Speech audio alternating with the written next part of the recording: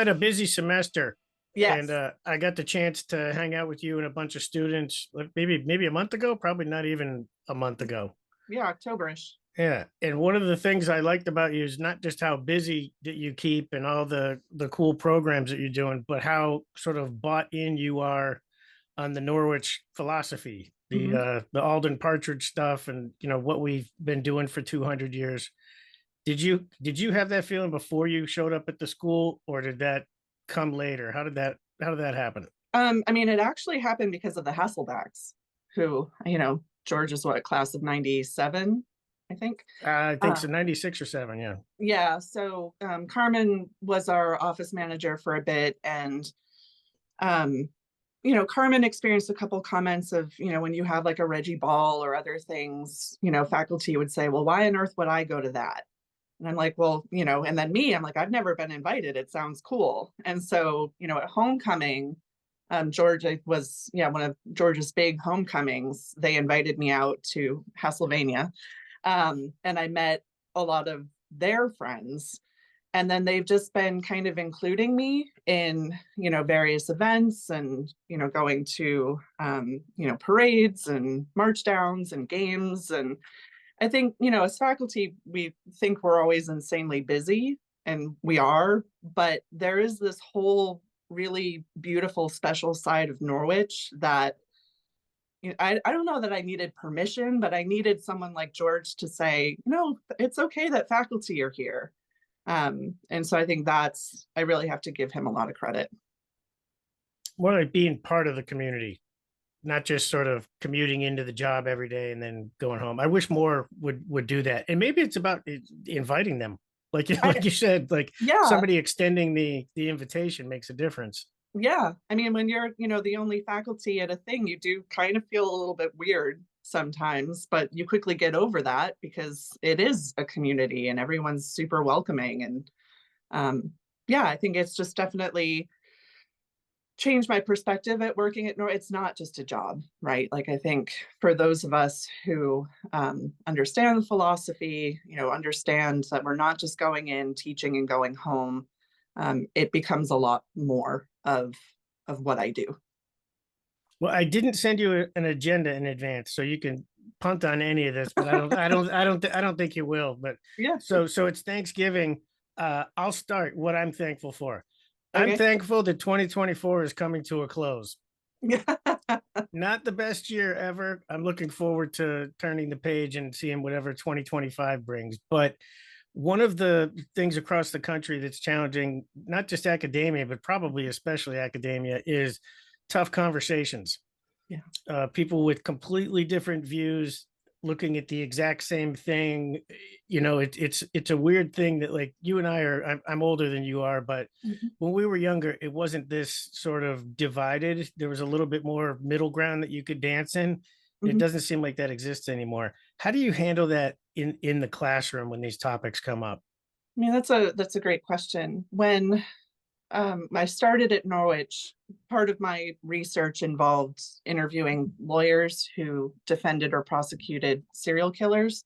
And my doctoral degree is actually so the Institute of Criminology falls under law in Cambridge. So I'll invoke the name Stan Chernock. When Stan hired me, they needed someone to teach the courts class. And as you would imagine, 14 years ago, courts was incredibly apolitical. You you make decisions, you move on, a case happens in the world, they make some changes, etc.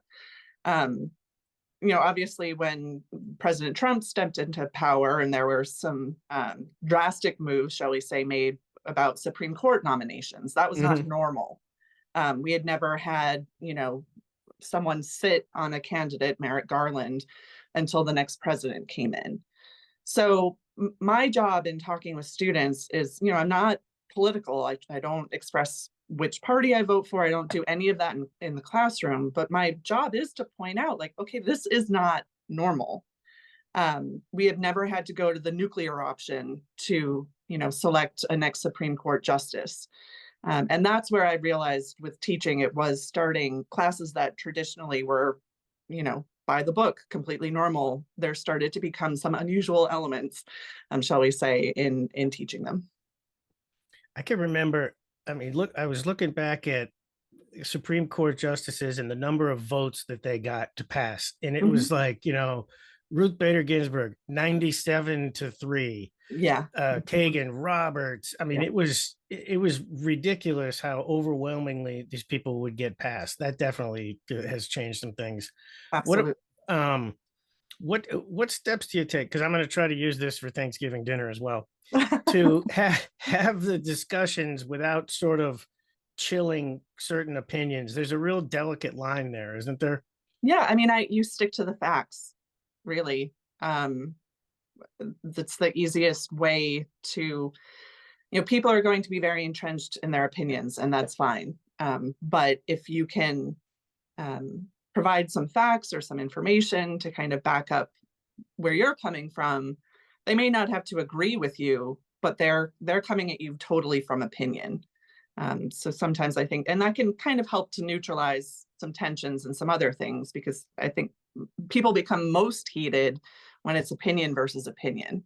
If Hmm. it's opinion versus fact and information, there's a little bit of leeway there. People may, I have certain relatives who, you present them with some facts, they'll stand down a little bit. They'll still be entrenched in their opinion, but they realize they don't have anything to counter you with except their opinion. Hmm. What about and I'm quoting anonymous reports here. Just most of it's probably anecdotal, but students across the country on both sides of the political spectrum that say that they don't feel like they can speak up in class. Yeah, I mean, I can't speak for my colleagues, but in other disciplines, I think in criminal justice, we cover a lot of really heavy issues. Capital punishment, Hmm. drug use, mental illness, all of these things. And I certainly prep my classes. I teach criminal violence every semester. Of We're going to be covering some really intense topics, and you should feel free to voice your thoughts in class, and others should respect what you're saying in class. So I think we, at least, me and my faculty, kind of couch this kind of a conversation of be respectful to what other people are saying. And this is a space where we should be exploring these issues, but do understand, whenever I cover, rape and sexual assault, or I was a victim. I was robbed at gunpoint, and I have to teach a module on robbery. And I always say, like, some of this may be triggering for you. If you feel like you can't be in class, that's fine.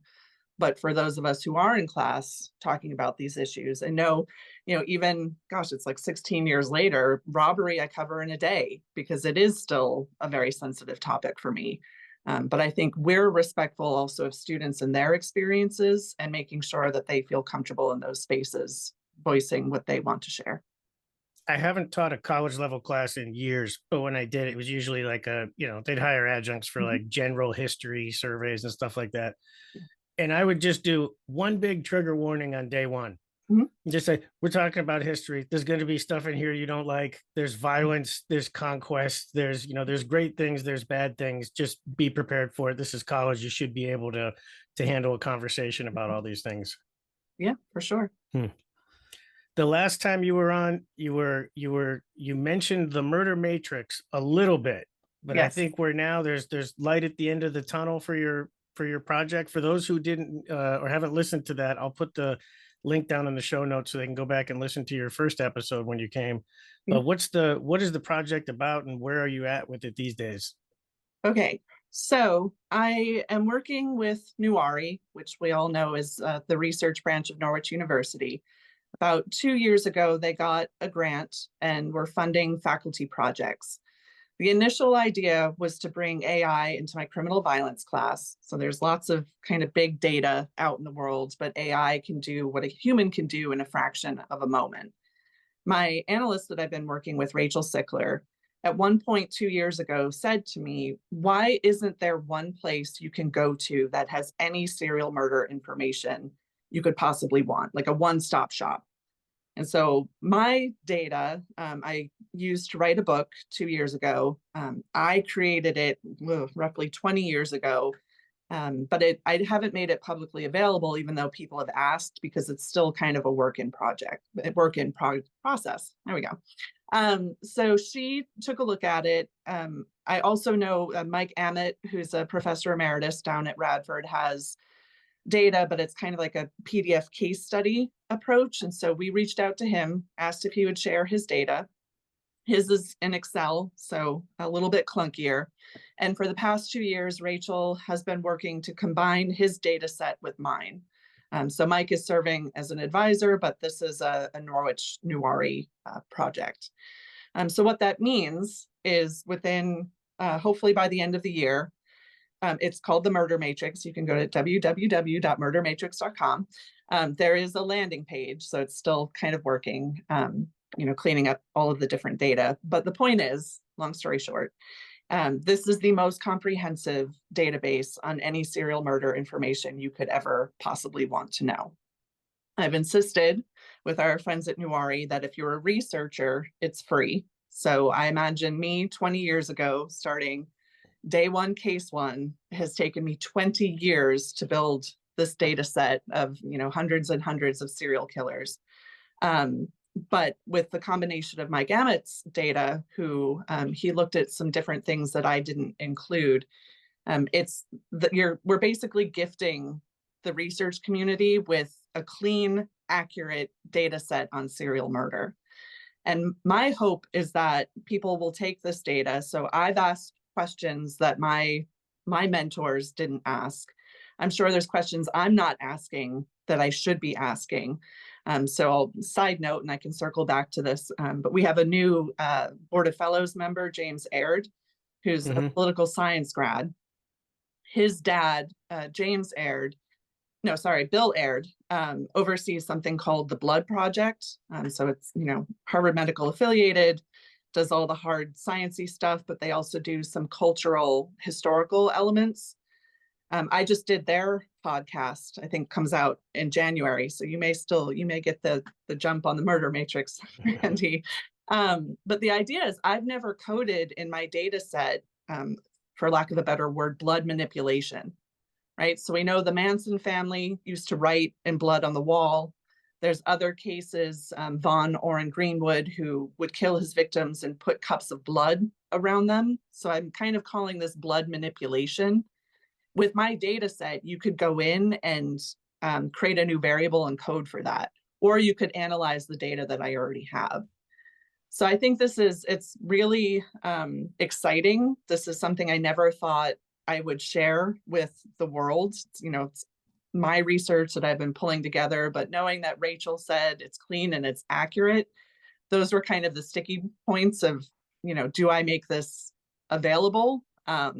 But now I know, it's clean and it's good and it's comprehensive. So that is the Murder Matrix, long story short. Why do they do that with the blood? Sorry, I shouldn't laugh, but but you've been immersed in it so long, you have to keep a sense of humor with this stuff. I tell that to my students, of I have a dark sense of humor. If it's too dark, let me know. I don't study motive, but because it's very messy and I'm not a clinician, a psychiatrist, any of that. But I've agreed to write a couple of case studies with the Blood Project, and I will read the research and the court documents and see if, someone like Vaughn ever said why he felt that was an important part of the victim staging process. It's certainly a very interesting facet. And then, there's other serial killers like Jeffrey Dahmer, who is, eaten parts of his victims. There's others who drink the blood of their victims. So all of this, I'm kind of, I guess, coining blood manipulation when it comes to serial murder. But that's a fascinating question. It's something I've never looked into personally, but I'm excited to see what kind of research might come out of this. And there's going to be a podcast component to this, right? Yes. So they have a Blood Project podcast, which I've already recorded, but it won't come out till, I think she said, January. But so the Murder Matrix is part of your database. Are you going to do that as well? Yes. So we've talked, because I've never done this before, but so I've had 14 student apprentices over the past several years. My hope is, part of being in the Norwich connection is giving students these remarkable experiences.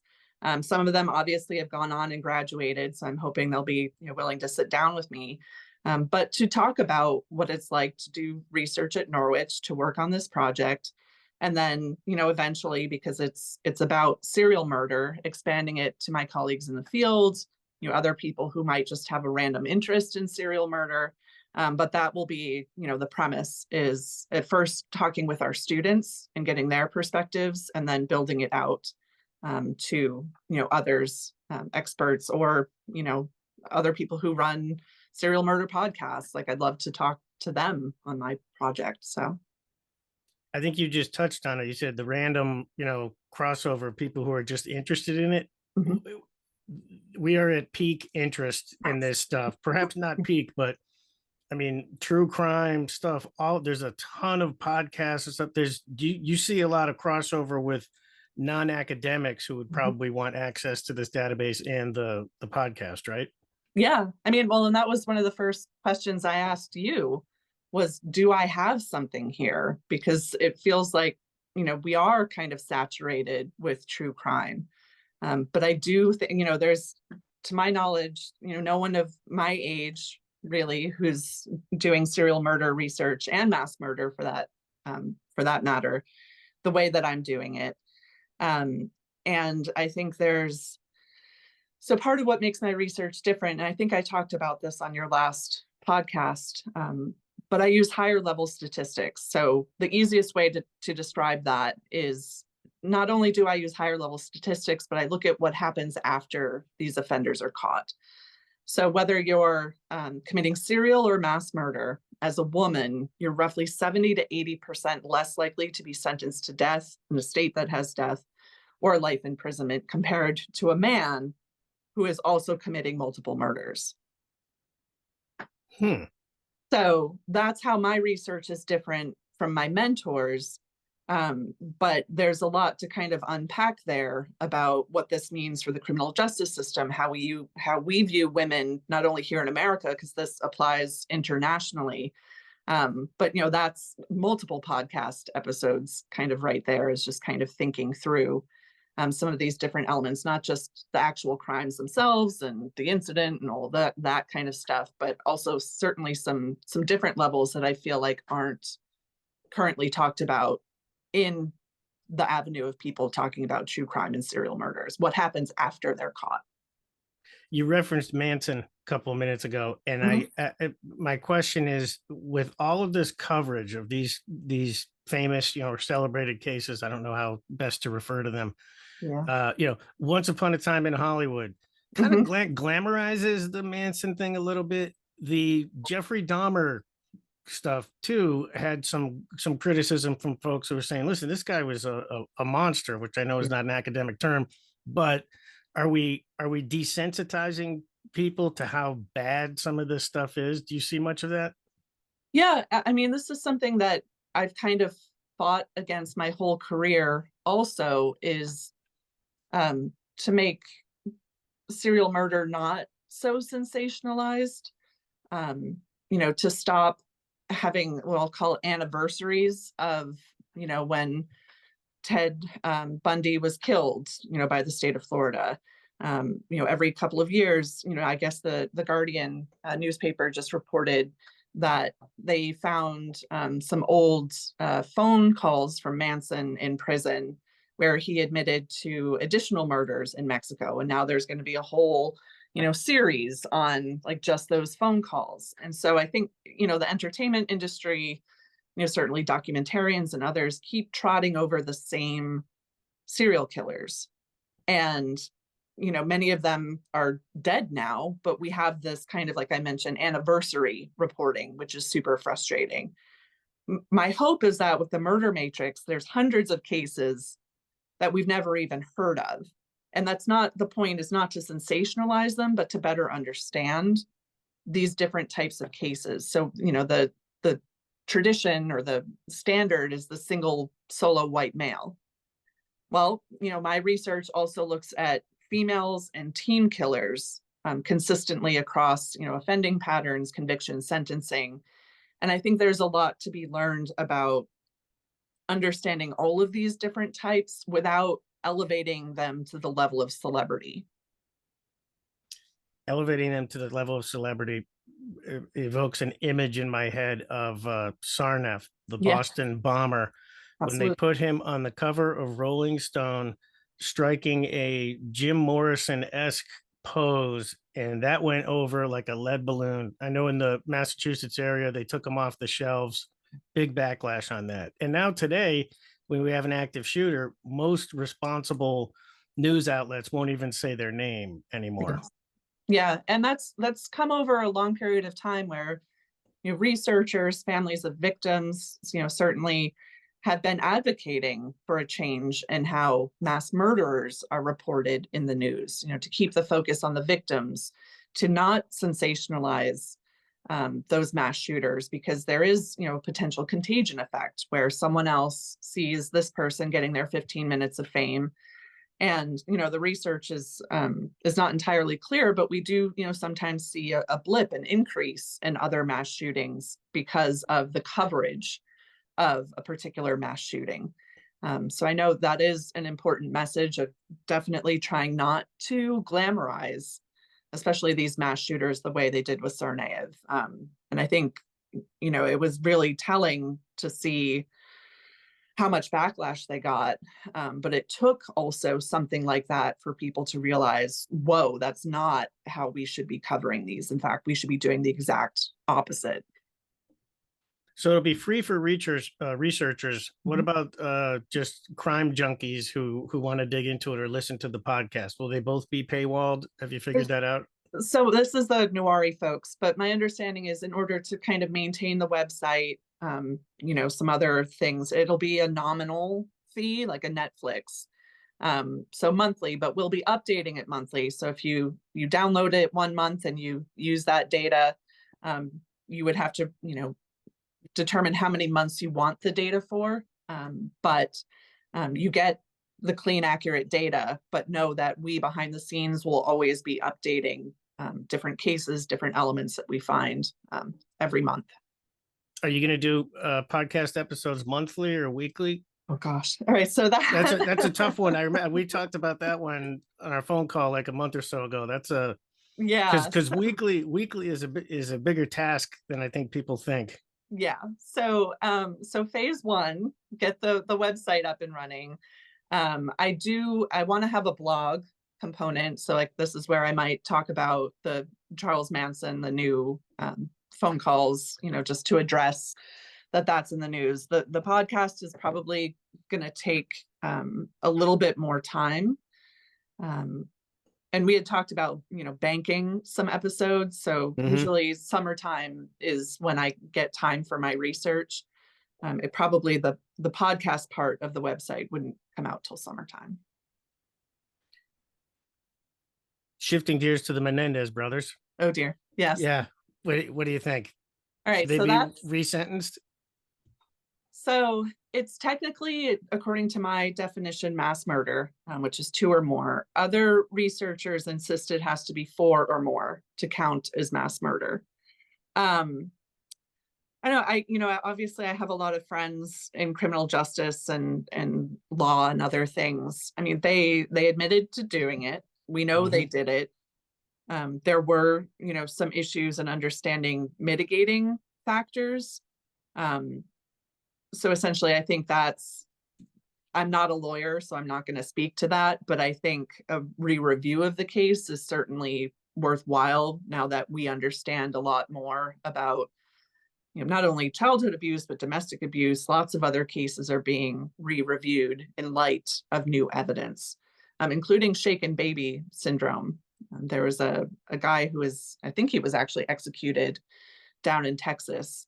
But the question around that science is coming under re-review also, because, for a long time, we thought we had a handle on it. But I think, as we advance with forensic science, we're learning things today that do warrant a re-review of cases. That's my long way of saying I have no comment, Randy. I was going to say that was very good. You're very good at this. I dodged that one. Yeah. Um, One of the questions that I used to ask people at the end of every episode, I have a bunch of very specific Mhm. Norwich questions that I ask them, was if you had to choose your last meal, Oh, yeah. not necessarily because you're on death row, but because you've lived a full, awesome life and Yeah. you know it's coming and you're going to pass peacefully in your sleep, what would your last meal be? So before I answer, because it's me, it I give this assignment to my students. When I didn't have so many course releases for being director of the school, I used to teach capital punishment. It was one of my favorite classes to teach, and that was always the assignment for extra credit. What would your last, like actual last meal? You're on death row. You What know, is your last? now that you mention that, I think I stole that from you because Brian Dunn mentioned it to me Yeah, once a year or two ago, and I was like, "Oh, that's a really good question." So I'll yeah, give credit. yeah. Brian Dunn, one of my first students who took capital punishment with me. So yes, and I waive the, different states have requirements. It has to be whatever they're making in Hall. It has to have a $40 limit. I let my students choose whatever their favorite foods are. And that all stems from this one guy, I think in Florida or Texas, who ordered this giant meal and then didn't eat any of it. And the governor was like, okay, no more special considerations. Anywho, to answer your question, a lobster roll from Kennebunkport, the Clam Shack with butter and mayo Good is choice. the best one that I found. Curly fries, like the seasoned ones. Um, I really like mozzarella sticks. So there's got to be some kind of cheese in there. And I know they don't serve alcohol on death row, but a dirty martini. I was going to say we'll let you pair the beverage of your choice with this. So dirty martini in it. Yeah. And you would you take your time with this? I mean, yeah, I once had a student joke that, if they were allergic to peanuts, they would ask for a peanut butter sandwich and Yeah. that would be their way of going out. But of course, all of that would be documented before they gave you your last meal. No, I think you'd have to really just kind of savor it. This is the end, right? Are there any commonalities or through lines of the student answers over the years? Not just students, but there's some actual really interesting books people have written about last meals. So usually a lot Hmm. of it, and they're like some of them are artistically done where they recreate the meal and take pictures and whatever. A lot of it's comfort food, right? So mac and cheese, mashed potatoes, ice cream, chocolate shakes, those kinds of things. Others send a message. I can't remember which death row inmate, but it was, a single pitted olive meant to kind of symbolize, forgiveness to the state that they were executing him, like the olive branch. Um, Different. There's usually it's comfort food, but sometimes a message. I noticed when I ask guys that, I always hear, steak. It's a porterhouse, right? Hmm. Big glass of wine with it, garlic mashed potatoes specifically, Yeah. and nobody says vegetables. No, never. No. Last question for you. As a department head, assuming you didn't have any restrictions on resources, what would your wish list look like? Gosh. So me and my team are trying to get some external funding to keep us going with the major programs that we run. So we invited you, Randy, to Boston this year. Boston, we take CJ Crim, Poli-Sci, nursing, and cyber students for a couple of days, show them, the FBI, the Boston Regional Intelligence Center, Boston EMS, FEMA, MEMA, all of these different things. So it's the Eldon Partridge model of experiential learning. Hmm. So Boston, we take them in October. We're gearing up to take 12 students, CJ Crim and Cyber, to DC over spring break. We have the CSI experience, which is also fully interdisciplinary. It's, student teams competing with different faculty rooms. I think, you know, experiential learning is something we pride ourselves very much in my school, if not Norwich as a whole. But these different projects are expensive, and our goal is to make sure that students don't have to pay a single dollar.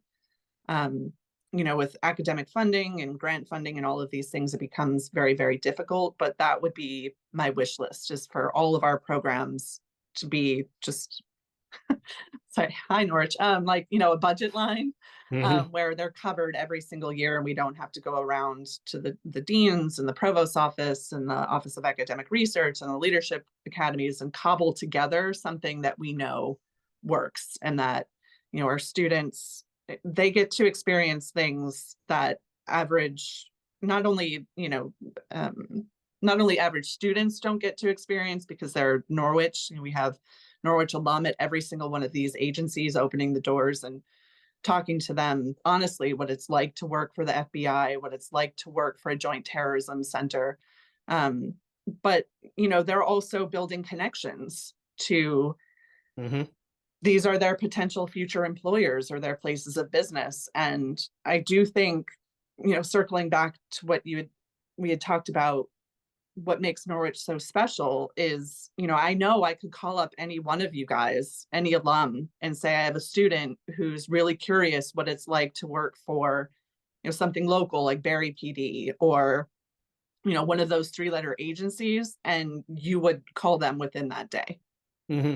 And that's what you don't see with other universities, other alumni connections. And so I think continuing to build Boston, DC, CSI, there's some murmuring of getting a New York up and running.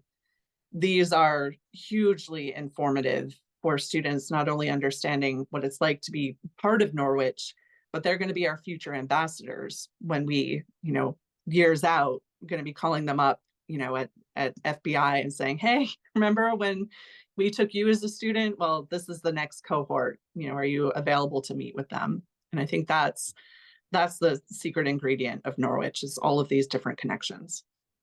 So currently, every year you have to beg, borrow, and steal to pull these off. Um, Essentially, we have to cobble together different funding streams, to make it affordable for students, and just to, especially with DC is more expensive than Boston. Boston, we can rent the Norwich University vans. As you know, we stay outside the city in Tewksbury. Hmm. So it's, Dave Sem, who's, my partner in all of this, retired federal probation. He's one of the most cost conscious people I've ever met. With He DC, can stretch a dollar. he can stretch a dollar like no one I've ever, even my mom can't Yeah. stretch a dollar like Dave Sem can stretch a dollar. But with DC, we take the train down. We don't fly down. We have a bunch of alumni who've graciously, and this is with Boston too, pay for dinners, right? So food costs are lowered because of these kinds of things. But, Hmm. the hotels, other elements, that's what kind of rackets up the price tag on these things, even though we're doing our best to keep it cost effective. Yes, we have to consistently cobble together these different sources. This has been a good update. What is there anything I didn't bring up that I should have, or anything that you want to mention here as we close? Um, no, I think, I'm excited to see General Broadmeadow as an alum. I've met both him and his wife. They seem like a really good fit for Norwich, where we are right now.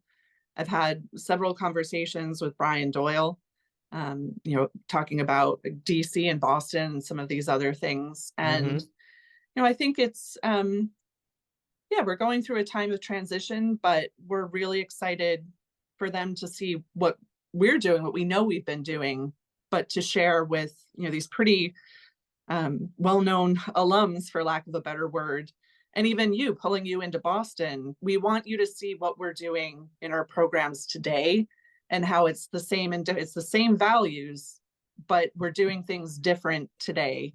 That I think is really important to get, your folks to understand.